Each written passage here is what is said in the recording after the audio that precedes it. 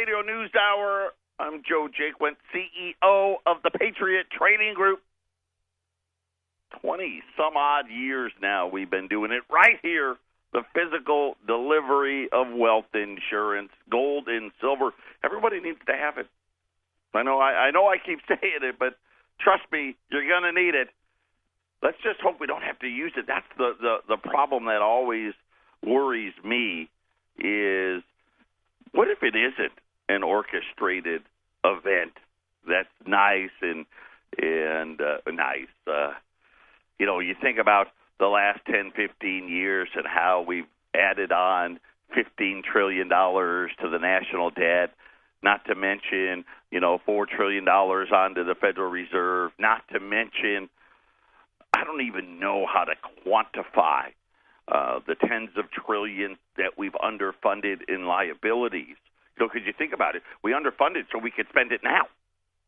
So how big is it? And that's really the thing that worries me the most, is it because it always is. We talk about how did people go bankrupt? How did you go bankrupt? Right? It was gradual. It was gradual at first, and then and then it's sudden, because the day you file, that's it. Boom, it's done. Just that quick. And I just got a feeling we're getting awfully close. 800-951-0592. The website at allamericangold.com. The Facebook, the YouTube, the Twitter. I will say this. I have been chastised. Ramon has chastised me because I'm not really good at the Facebook. And I know that some of you have left comments and whatnot. I'm going to try to do better. Surprisingly, you're not very social. Shocking. I don't have the social media presence. I'm trying. I want to be is it possible to be like a fringe player and say, because I like to say that we've got these things like, hey, we got Facebook and Twitter and YouTube, and right. I like to say it. You're an outsider looking in. Yes, but I don't really know how to use them. Nobody really does, actually. Right? I just, I don't know. I'm just slow to catch on, I think, because I know I read a thing where most of the people, I guess, under the age of 30 rather communicate nonverbally. And I think a lot of people, even my age, like I'm 47. When I hang out with people that are, 40, 50, 60, I'd say the 40 to 60 bracket is kind of where I'm at. And I think a lot of them, that's what they do, and I watch all these other parents and they're on their phones and we're at last night, my youngest son had a football game. And I'm watching how many people are out, got their phones out, and I don't know what they're doing. Probably checking email but I noticed some of them were on Twitter and Facebook, and I'll get better to answer some of your questions. Eric has retired. I don't know. I guess I can keep saying it, but he's always has an open invitation. I thought I was actually going to get him on a few weeks ago. I mean, he said he was going to do it, and then he didn't. But one of these days, you never know. One of these days, he just may pop in and sit down. But I will tell you that it's radio for what I think it's pretty hard. People don't realize the amount of energy that we put into it, especially, and I put into it, and Eric put into it. But it was never good for his blood pressure. It just wasn't. And Arlene can tell you. I mean, we get going pretty good, but nonetheless, I know he misses it. Let's face it, this was a big part of his life for a long, long time, and I know a lot of you miss him. We miss the humor and the laughter and all of that as well. But he's doing really well. Matter of fact, his youngest daughter is getting married here in a couple of weeks. Super excited. Matter of fact, she was just in town. Her and my wife and Eric's oldest daughter. They did the what do they call it? The bachelorette party. They did the bachelorette party thing, and she's doing really great. Both the kids, both Erica and Leanne, they're doing really well. And obviously, thank you for the support and inquiries and all of that stuff. And having said that, this has been a busy week for us. Me and my wife. Our youngest son got called up to the varsity, so he's going to be playing in the varsity football game Friday with my oldest son. It's homecoming, and it's senior night, and our younger son is on the homecoming court for the freshmen. And so yesterday, today, tomorrow, all three straight days in a row at the school, plus senior night, we've been running around, and, you tried to do something, especially to make they grow up so fast. I mean, I think about, thinking about my oldest, Joey, he's 18. I mean, it's crazy. I mean, when he was born, I view things in debt now. The debt was barely $5 trillion. And now he's 18, and now it's almost 21. The problem is by the time he's 28, 40, 35, 40, it may even be worth that may turn out to be a lucky number. And it's just, I don't know. I don't know where all the time goes, but I just don't know the world that they're going to be in. As we watch all of these things play out and all of the mismanagement of the numbers, and we hear all of this rhetoric that sounds, tax cuts, and, it's for the middle class, but yet it's really for the rich, and it's this and it's that. It's gotten so crazy now that half the time I think I sound liberal, and I just don't know what side to turn. But we're going to talk about the academics of the Fed when we get back.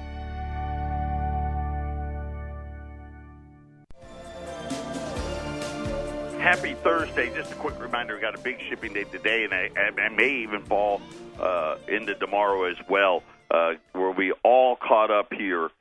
The people waiting on silver, that's all going to be out. The few metals program people, if you haven't gotten your metals program box yet, you're going to be getting them. Those will all be out. And for whatever reason, I don't know, maybe we did this on purpose, how Wendy does the shipping, but most of them were Arizona people, so maybe we do you guys last. I do that a lot.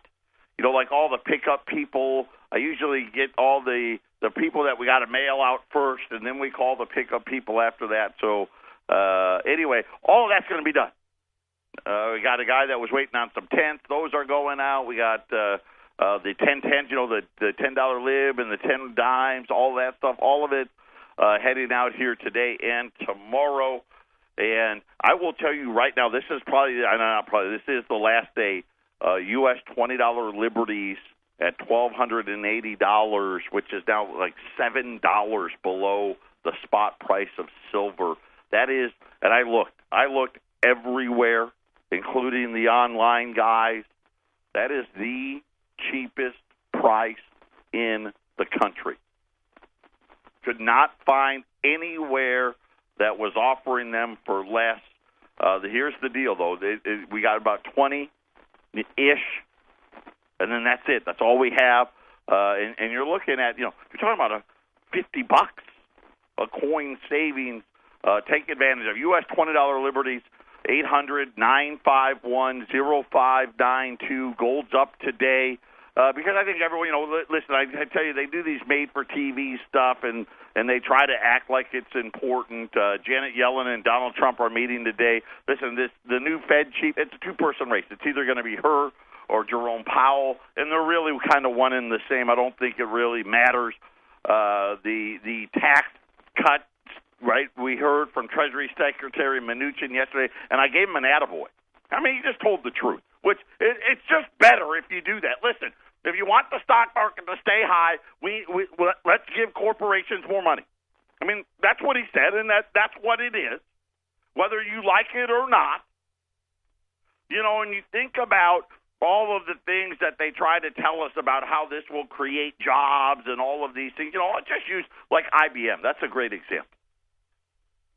IBM, when the marginal tax rate for corporations was like 70%, in this country, and now we're talking about bringing them all the way down to 15 or 20. I mean, they're only at 35 now. By the way, they pay a rate of about 11, just so you know. After all the giveaways, they pay 11%. I know it's disgusting when you hear that. But they have more employees in India than they do here. Right? IBM's gone from a workforce of over 400,000 in the U.S. to like 100,000. Listen, these companies aren't bringing these jobs here. I don't care what. We can give them a zero tax rate. They didn't leave the United States because of the tax rate. Because if you actually look at corporate tax rates in America, they've really, by and large, over the last 50 years, have gone down, dramatically down. And that's not to mention, plus all the write-offs we gave them. It was countless. It was endless. They left because they could hire people in other countries for less. Oh, and by the way, just so you know, we changed the laws to allow them to do it. Just so you know, that I think that part is often not understood. Right? And how did corporations like Wells Fargo or Bank of America or how did they become into existence? They changed laws. That's how they did it. How did all these, we're talking about, me and Arlene were talking about these health companies in Arizona now. There's really like two, Honor Health, and I forget what the other one is, and they've gobbled everybody up, and right, they changed all the laws to allow this to happen. We bent over backwards. It's kind of like, did you see the Amazon stuff?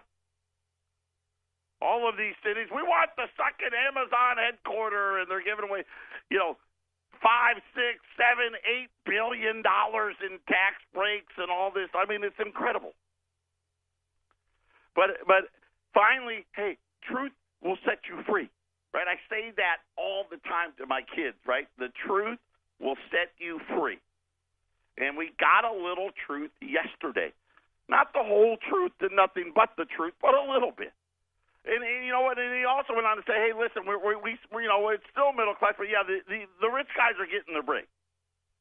And really, it's simple math. And I say that all the time. It's simple. If you truly wanted a middle class or a working class, because it's hard to even define a lot of these people. What we claim they're middle class, but you talk to them, they don't feel middle class. As if they did a payroll tax cut. Right, of course, that's for Social Security and Medicare, but that's the tax everybody pays. Right, that would actually truly get more money in people's paychecks. Instead, they use this, they use subliminal, funny, fuzzy math to say, hey, you can get an extra $4,000 in your paycheck. Of course, it doesn't really. That's not really what's going to happen, but they like to say it because some economist has the theory that if you do this, that will happen, and kind of leads me to, the Federal Reserve. Since Donald Trump is interviewing, and the Federal Reserve has been on this quest now because over the last 20 years, they've tried to evolve into a rules-based central bank, right? That, oh, by the way, when it doesn't work, they're allowed to do whatever they want, right? So there's the first problem with the rule is, hey, we can break any of the rules, right? That's always the first problem. But they talk about the 2% inflation, right? In which, remember, that's really what and it's amazing how more people don't hold them accountable because really what that means is they want your money to be worth 2% less, and they want it to be worth 2% less every year. And remember what I'm going to tell you now, because I promise you it's going to happen.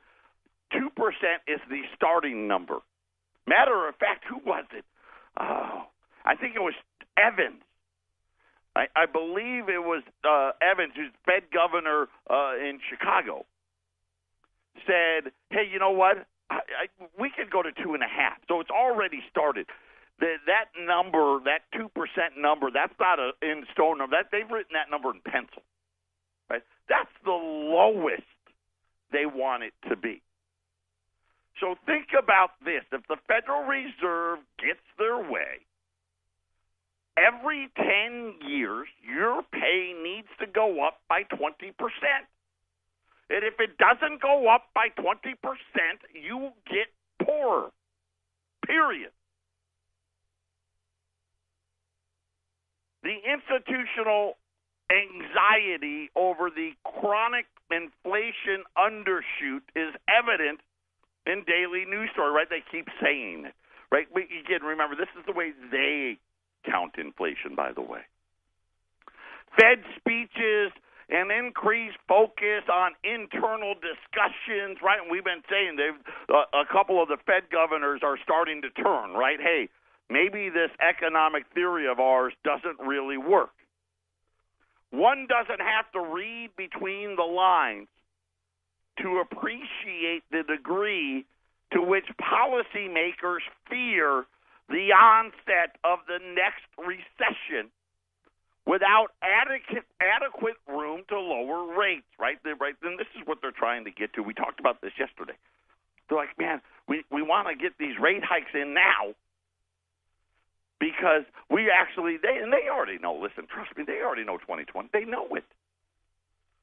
They're like, yeah, it's coming, and we want to be able, before we go to negative rates and before we go back to quantitative easing, we want to be able to do some of these rate cuts. The persistence of sub-2% inflation in the face of 9 years of zero interest rate policy, right? And again, you talk about tax cuts. Corporations they still do, right? And an economy at what is perceived to be full employment led to an array of silly expectations, right? I mean, again, it's almost comical. Why do we even listen to what they say? I mean, we're 10 years now, 10 years in, and wages still haven't risen. Matter of fact, the only wages that have risen have been the people at the very bottom with minimum wage, and then the people at the very top, the CEOs, right? All those guys because of their stock price. Embarrassing excuses, right? And man, you think about it, they have given them all, right? I mean, the hurricane ones, right? They'll use that. The elections, terrorist attack. I mean, North Korea. I mean, they'll use anything. A host of pseudo-economic theory. Just maybe the Fed's internal guidance system is flawed. And then they go on to talk about a lot of correlations between, and they talk about the Phillips curve. And I think I may have gotten this wrong. I said Phillips was an English guy. I think he was from New Zealand. I just because I know that his study was based on wages in the United Kingdom. This is where the Phillips curve came into effect from 1861 to 1957. But Phillips was a New Zealand economist, by the way, who is now the economic model that the Fed uses, that low unemployment number. And remember, I've explained this number how many times? Why haven't we heard the Federal Reserve talk about it? Listen, they've changed. Employment today is vastly different. Most employers don't really want to hire people. They want you to be a contract worker, right? And you look at some, the Ubers and the Lyfts, and people understand, but it's so much more than that. Therapists, physical therapists, occupational therapists, all of these companies, they want you to go to people's houses. They want to farm it out. They want you to be independent. All of the medical, the corporate side, you name it, consultants, all of these things. If they don't have to have you be an employee, they don't. And it's really changed the picture, but you don't hear them talk. Like today, jobless claims came out. It's like 222,000. Like, that's the lowest in 44 years. Well, yeah, it should be. It should be. Because most of the jobs created today, unfortunately, you're not an employee. You're not. You can't file unemployment claims. You don't get fired. They just may not use you anymore, but you don't get the file. And now they talk about Phillips and the Phillips curve, and which hasn't been working now for 2 decades. Really, the model is completely broken now. And then they talk about things that have been going on. And so one of the things I said today we're going to talk about was Milton Friedman. Famous, right? Everyone's heard another one of those Nobel Prize winners and famed economist and the mentor to Bernanke and Yellen. And Milton Friedman actually talked and did a lot of things on inflation. His axiom that inflation is always and everywhere a monetary phenomenon. In other words, the central bank creates money, right? Really, truly, that really is what inflation is, right? It's the printing of money. And then, of course, how much of it does the public want to hold? Part of the reason why they have the Fed funds rate so low is they don't want you to hold it. I'm going to talk about that next.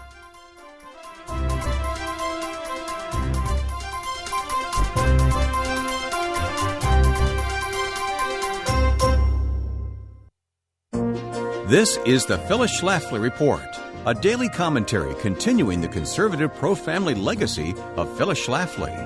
Now from the Phyllis Schlafly Center studios, here's Ryan Haidt. We heard a lot about free college and state-sponsored tuition during the 2016 elections. The radical left and its campaign mouthpiece, Bernie Sanders, talked endlessly about a supposed right to education and how the state should pay for everyone to attend college.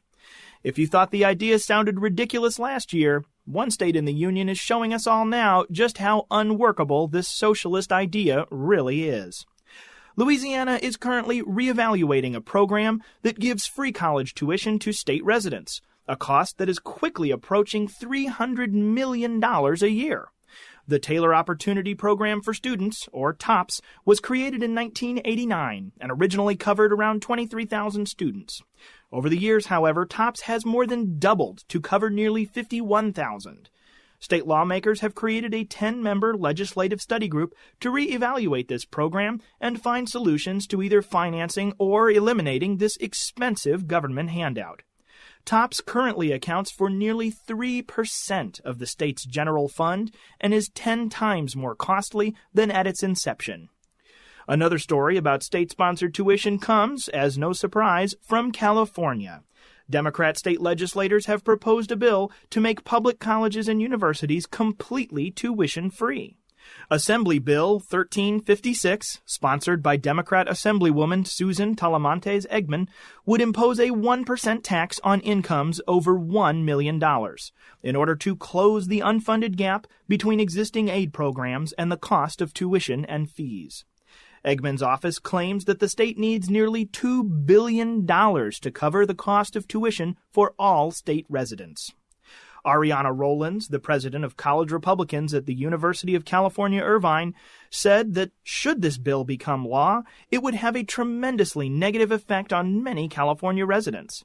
This single-dimension thinking by the Democrat Party results in fiscal disaster after disaster, and it would be a shame if Democrat California legislators lack the foresight for the repercussions of this bill.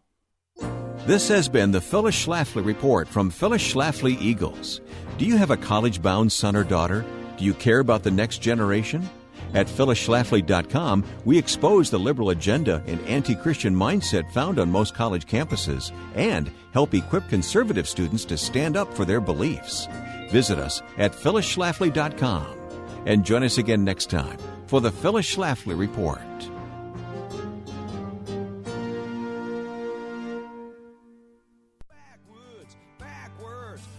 Welcome back. Patriot Radio News Hour. Our toll-free number, 800-951-0592. We're diving in to the heart of the Federal Reserve and all of its flaws. And really, another reason, just throw this on the list of why you need to have that wealth insurance. And today, it's incredible. The cheapest price in the country, I looked everywhere. The remainder of the U.S. $20 Liberties, and these are the oldest. These are the 1866 to 1907 legal, lawful, constitutional tender. This was before we ever had a central bank. Right? And you know what? And I always find this amazing. You don't ever hear any horror stories about that time period, do you? America was becoming the greatest nation in the history of the planet, right? All on the gold standard. No one even talked about inflation because it didn't exist. Right? $20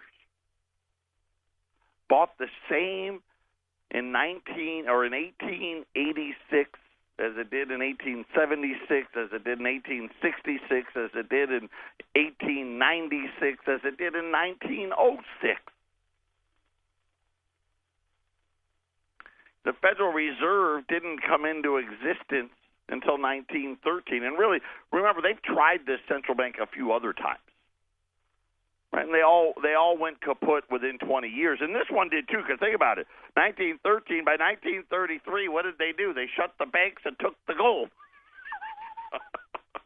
Instead of saying, hey, we didn't work again, let's just try to pull the wool over. They got the right people in power to do it.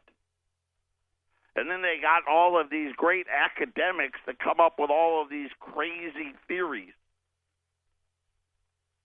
that can't stand the test of time.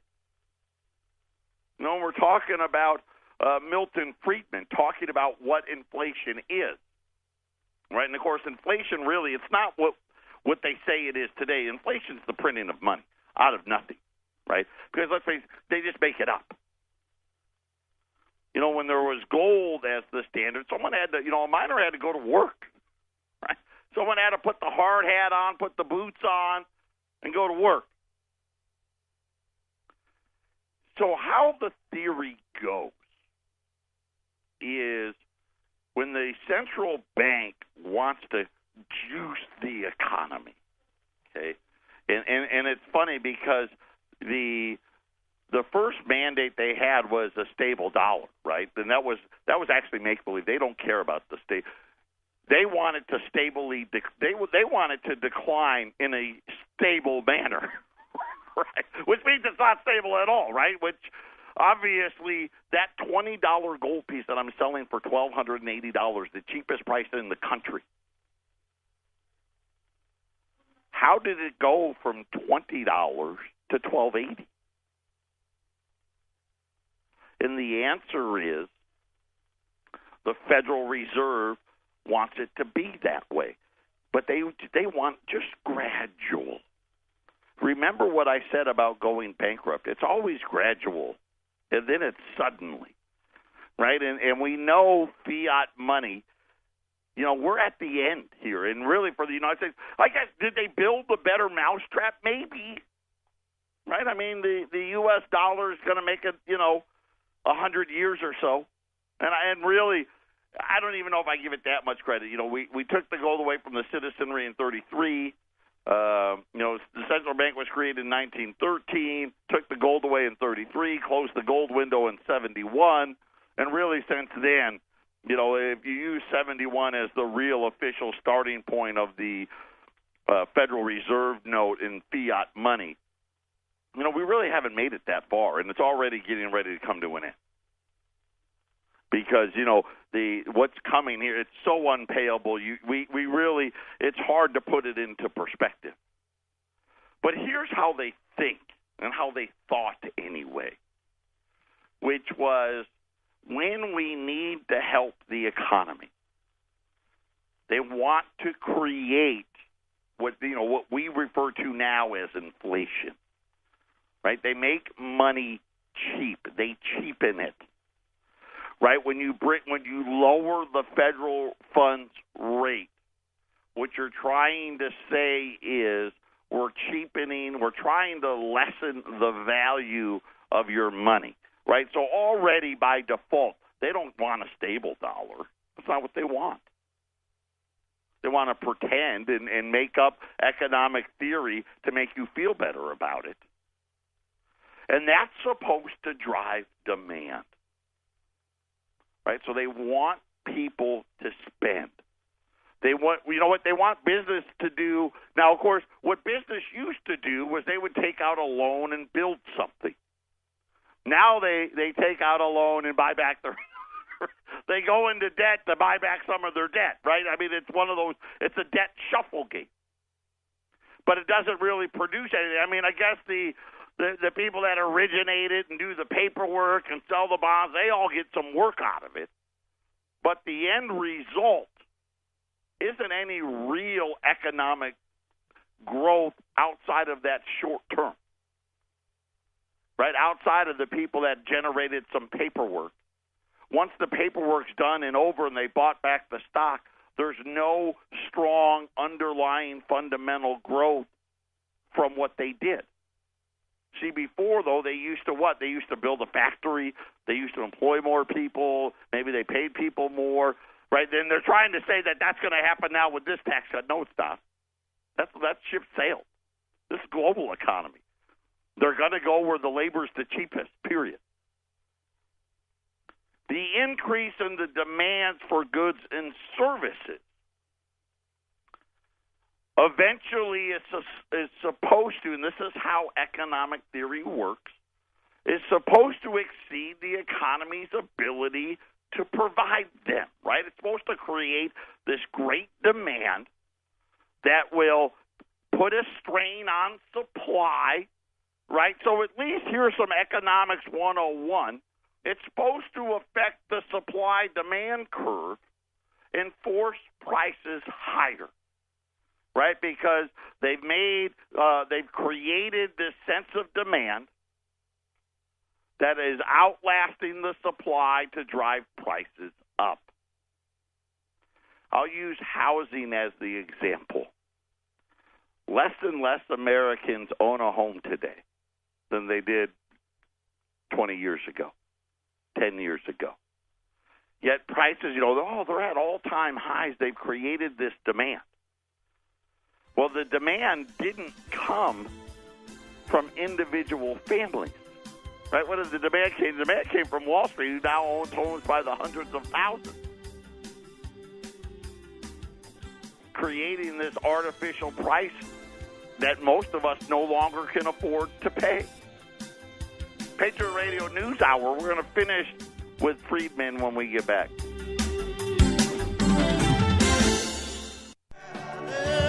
$800-951-0592, gold $12.86, U.S. $20 Liberties $1,280, the cheapest price in the country. Silver, silver's up pretty big today, up 25 cents, $17.25. Rolls of U.S. Silver Eagles at 405 at 800-951-0592. And quite honestly, I think we're getting ready here. We're getting ready for another leg. Gold. Listen, gold was up 2015, 2016. Well, from 2015 to 2016, from 2016 to 2017, and we're going to be on another, decade-plus long run, kind of very similar. I keep talking about the run from 01. We're getting ready for the next leg, right? They gave a few years where we fixed it. They didn't fix it. And then today we're talking about, Friedman, and he really is the mentor to a lot of the people that sit on the Federal Reserve. And here was their economic philosophy. This is what they believe to be true. That when they cheapened the money, it would create demand. demand would cause prices to rise. Demand would also cause more people to go to work, which would also cause a supply and demand problem for employers, which would ultimately lead to them having to pay workers more. Right? Nirvana. Hey, anytime the economy needs a boost, we lower interest rates, spur growth. Growth that creates the demand. The demand creates the inflation. Right? That's kind of how they, in a very most simplistic form, how they viewed the world. Now, today, it's not working. And, of course, the Federal Reserve, they were smart. Friedman was a smart man. And he said, there could be lags. But now we're 10 years of lag. Right? And most people are like, okay, the lag's going to be 6 months, a year, right? Maybe 2 or 3 years. But now we're at 10. And he called them variable lags was the word that he used. So you understand why Ben Bernanke and now Janet Yellen always keep saying it's around the corner, right? It's coming, right? Eventually we're going to be right. Because they were students of Friedman who said this is how the world works. We're the best and the brightest, and this is how it works. But what they didn't factor into was the debts already created. And now when you take the consumer and think about what they've done, okay, just from 1971, this is how badly they wanted to be right, that they didn't care who they hurt. In 1971, credit card debt did not exist. It didn't. I mean, if you had a credit card, you were like a rare person. And, I mean, you didn't use them, right? This was truly the emergency, or it was truly the guy, hey, I'm a real rich guy and I'm traveling the world. I mean, it just really didn't exist. Student loan debt did not exist. You could go to Harvard for like $3,000. Harvard. Now I don't even know, what is it, 70? And you think about they've piled this debt on and piled this debt on and piled this debt on to the point now where the consumer, even with interest rates at 1%, can't afford any more. Can't afford a house for $300,000. Definitely can't afford a house that's $500,000. But I can't afford. Did you see the new Ford pickup truck? It's $100,000. Now they got cheaper models, but I mean $100,000. I can't afford that. And then they took, and what did they do? They substituted some of that with Wall Street. Wall Street, hey, we'll buy the houses. But Wall Street, they're not buying the cars. They're not buying the pension, right? They're not buying any of that stuff. And so you have this horrible situation where policy is easy, right, which is supposed to be spurring demand, but it's not doing that. And inflation isn't rising. And they've manipulated all of these things. The unemployment rate's manipulated. The wages are all manipulated and all these things to make it appear that they've tried to fix it. But the end results are We don't have the demand to drive the inflation. And so really, in previous years, and I've said this a lot, if this was normal times, the Fed would be talking about lowering rates, not raising them. Right? They'd be talking about how can we spur growth. Now the answer is let the federal government pile on a bunch more debt to see if that'll work. It's not going to work because the consumers got debt up to their eyeballs, all courtesy of these wonderful people at the central bank. And guess what? The bills are coming due. Patriot Radio News Hour, final segment when we return. Just for the record, there's another central bank that thought they fixed things kind of similar to what the Federal Reserve is thinking now. And that was the Weimar Republic in Germany in the 20s. Look it up. Do a little research. And I'm telling you now, do you really think a giveaway on corporate taxes is going to drive growth? Listen, if you're listening to me, you know that's not true. You know what they're going to do with the money. And the realities are, if we had the cheapest cost of labor, then yes, but we don't. And just think about the Federal Reserve in August of 06, the Fed's funds rate was what, 5.25%? I think the 10-year note was 7.5%. When it all went to you know what, and they took interest rates to 0. The 10-year note was, 1 and change. And we still didn't get GDP above 3. You think some measly tax cut is going to do? It's not. I wish it would. Doesn't work that way. And the problem is the debt levels today when Reagan's tax cuts actually got approved, the debt hadn't quite hit $1 trillion yet because it was 01. He did it early in 01. We hit $1 trillion in 01. The debt wasn't even $1 trillion. Consumer debt was nowhere near the levels that it is today. And they're going to try, and of course, we're not going to get a package as big as they think they're going to get, and really because they just can't pay for any of it.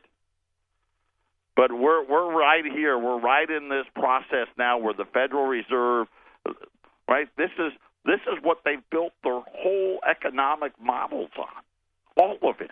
And now they're saying, well, we're not sure if that's right or not. What do you think that really means? They've created a very, very dangerous bubble here. And trust me, that's what it is. Take the time, be prepared. We've got the cheapest price in the country today. And we've had it for 3 days. I didn't even know. I didn't even bother to look. On U.S. $20 Liberties at $1,280 at 800-951-0592. If you've never done business with us, it's so easy. You just call the number. Matter of fact, I've got it online too, so you can order it online. If if you're younger and you don't want to talk to people, go to allamericangold.com, go to the shopping cart, you can order it right online. Don't even have to call. Got the same price.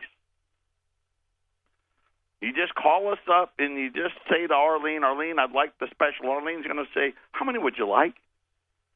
That's it. That's our great big selling. That's our high-pressure sales tactic. She'll give you our information. You give us your information. Once we have good funds, we ship it registered, insured, U.S. mail. That's it. No telemarketer calls, no boiler room, no bait and switch. No need to have to take a shower when you're done. You're like, man, that was the easiest thing I ever did. 800-951-0592. One more day. Friday tomorrow. Everyone take care. Enjoy the rest of your day.